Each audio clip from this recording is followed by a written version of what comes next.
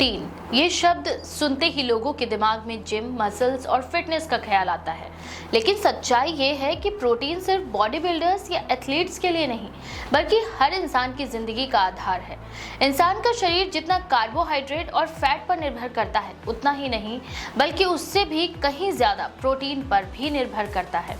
ये शरीर की हर कोशिका में मौजूद होता है और इसका काम सिर्फ मसल्स बनाना नहीं, बल्कि शरीर की मरम्मत, एंजाइम और हार्मोन का निर्माण, इम्यून सिस्टम को मजबूत करना, बाल, त्वचा और नाखूनों की सेहत बनाए रखना और टिश्यू की मरम्मत करना भी है।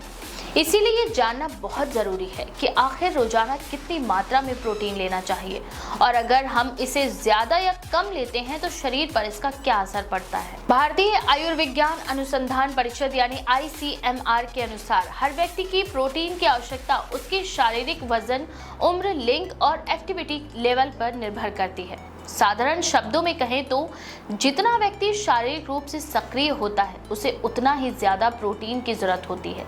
उदाहरण के लिए एक व्यक्ति को जो रोजाना ऑफिस जाकर ज्यादातर समय बैठा रहता है, उसे उतनी प्रोटीन की जरूरत नहीं होती जितनी एक मजदूर, खिलाड़ी या जिम जाने वाले व्यक्ति को होती है। ICMR के दिशा निर्देशों के मुताबिक औसतन एक स्वस्थ व्यक्ति को प्रति किलोग्राम वजन पर 0.81 ग्राम प्रोटीन की आवश्यकता होती है। यानी अगर किसी व्यक्ति का वजन 60 किलोग्राम है तो उसे रोजाना लगभग 48 से 60 ग्राम प्रोटीन की जरूरत होगी। ये औसत मात्रा है और इसमें उम्र तथा स्वास्थ्य की स्थिति के अनुसार थोड़ी फेरबदल हो सकती है। डॉक्टरों और न्यूट्रिशनिस्ट का कहना है कि भारत में ज्यादातर लोग प्रोटीन की कमी से जूझ रहे हैं। शहरी जीवन शैली, जंक फूड और असंतुलित डाइट के कारण लोगों की प्लेट में प्रोटीन का हिस्सा लगातार घटता जा रहा है। खास बात यह है कि ग्रामीण इलाकों में भी प्रोटीन की कमी बड़ी समस्या बनती जा रही है, क्योंकि बहुत से लोग दाल, दूध, अंडे या पनीर जैसे प्रोटीन स्रोतों का पर्याप्त सेवन नहीं करते। विशेषज्ञों का मानना है कि प्रोटीन सिर्फ नॉनवेज खाने वालों के लिए नहीं, बल्कि वेजिटेरियन फूड्स में भी भरपूर मात्रा में पाया जा सकता है, जैसे दालें, चना, राजमा, सोया, मूंग, पनीर, दूध, दही, दलिया, ओट्स, बीज और नट्स, बादाम, अखरोट, सूरजमुखी के बीज में भी पर्याप्त प्रोटीन होता है। वहीं नॉनवेज खाने वाले के लिए अंडा, चिकन, मछली और मटन अच्छे स्रोत माने जाते हैं।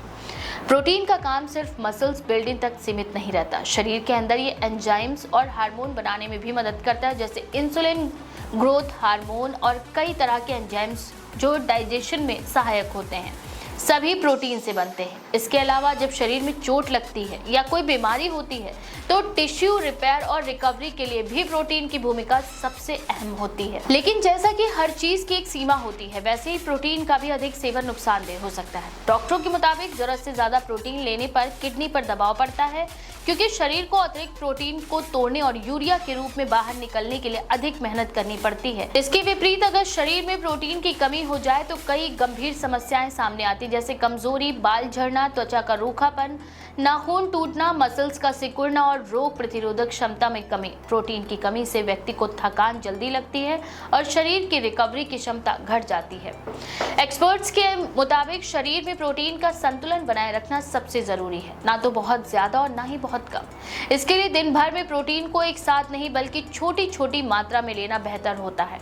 यानी सुबह नाश्ते में दूध या अंडा, दोपहर में दाल या पनीर और रात में हल्का प्रोटीन युक्त भोजन जैसे मूंग दाल या दही लेना अच्छा विकल्प है।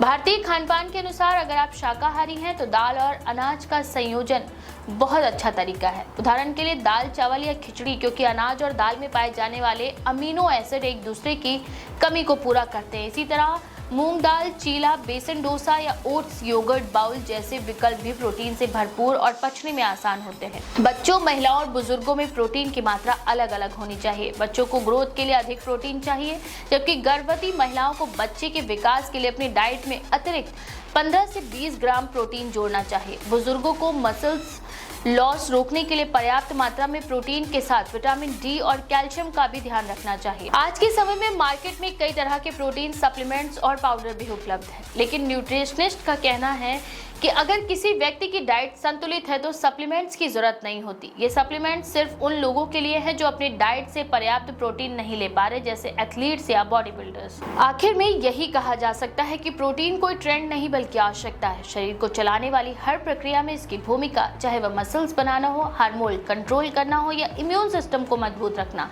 इसीलिए इसे केवल जिम का फूड मानना गलत होगा। सही मात्रा में, सही समय पर और संतुलित डाइट के साथ लिया गया प्रोटीन एक स्वस्थ जीवन की कुंजी है। तो आप भी इसी मात्रा में प्रोटीन का सेवन करें और बताएं कि आपकी सेहत में क्या सुधार हुआ है। ऐसी और भी लेटेस्ट अपडेट्स के लिए देखते रहें द क्विक।